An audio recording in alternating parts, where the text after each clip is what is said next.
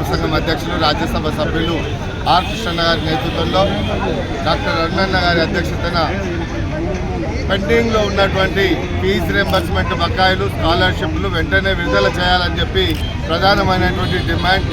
ఎందుకంటే ప్రతి పూరి గుడిసెలో పుట్టినటువంటి విద్యార్థి ఒక ఐఏఎస్, ఒక ఐపీఎస్, ఒక ఇంజనీర్, ఒక డాక్టర్ అవుతే తన కుటుంబాలను ఆదుకోవడానికి, తన కుటుంబంలో తనకు ఉన్న గౌరవం రెట్టింపు కావాలనే ఆలోచనతోని ఆర్ కృష్ణన్న ఫీజు రింబర్స్మెంట్ పెట్టించిన తర్వాత రాష్ట్రంలో ఉన్న ప్రతి రైతు బిడ్డ, రిక్షా కార్మికుల బిడ్డ ఇవాళ ఐఏఎస్, ఐపీఎస్లు, డాక్టర్లు, ఇంజనీర్లు అవుతున్నారు.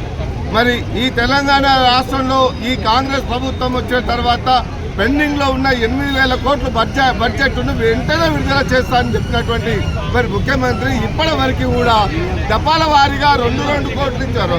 2,000 కోట్లు ఇచ్చారని మొత్తం 8,000 కోట్లు కంప్లీట్ అయిపోయింది. కానీ పెండింగ్లో ఉంది. డిగ్రీ కంప్లీట్ అయిపోయి, పీజీ కంప్లీట్ అయిపోయి, ఉన్నత చదువుకోవడానికి సర్టిఫికెట్లు కాలేజీ యజమాని ఇవ్వడం లేదు.